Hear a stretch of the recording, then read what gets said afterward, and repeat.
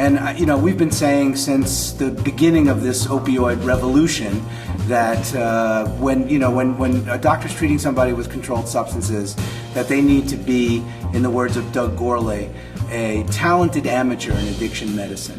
And a talented amateur in addiction medicine would know that there is risk in any situation in which drugs with rewarding properties like opioids are being used, and that you have to set up a set of risk containment measures and risk assessment measures that really answer the question, once you've made the decision, I'm going to use opioids in this patient, how am I going to deliver opioid therapy? And there are a lot of components to that I can let Ted talk a little bit about.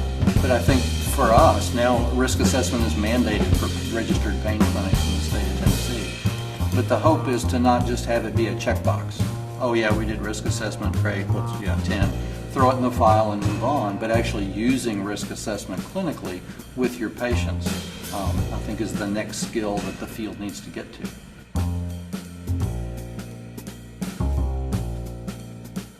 I think all the measures look at certain characteristics everybody agrees on: past history of addiction, past history of alcoholism, significant psychiatric problems, and past track record. If somebody's been discharged from other programs or has misused before, all those things are red flags. We hope to not get to the point where it's a red flag of, no, we're not going to give you opioids, but we need to still treat you, but we need to do it in a different way.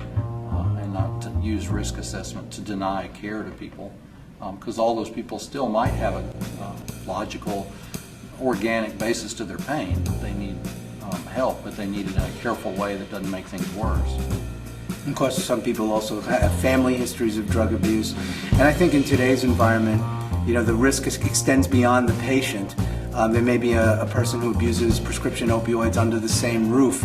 So to some extent, there's also a checklist of which is not very well thought out or well developed. Ted and I have actually done some work together, some of the only head-to-head studies of the different paper and pencil measures to see which ones predict abuse and diversion better than the other ones. And it's interesting because there's been very little work in that area. We have these measures. Most of them have one study maybe behind them on their psychometrics. Some of the ones that came from Inflection are a little better. The SOAP and the CALM have been subjected to a little bit more in the way of psychometric validation. I mean, it's not about, we hand this form to everybody and they write a few things on it and then we put it away and just go, we just don't give any thought to the designing of a strategy with that patient. I think in some respects, by developing these questionnaires, legitimate prescribers and so on have really benefited because it's helped condense what otherwise was like a lengthy interview process and so on. But ironically enough, we've also taught pill mills how to make themselves look legitimate. So they get somebody to put their X on a questionnaire, and it looks like they're doing risk assessment.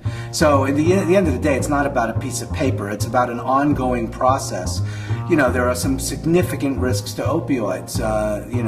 Abuse, diversion, misuse, overdose. And if we don't get our hands around some of the different different factors that might lead a person down a path of overuse and so on. I mean, this is a situation, something that could be fatal really for people. So it's really a vital, ongoing process that begins when you start seeing a patient, but it continues.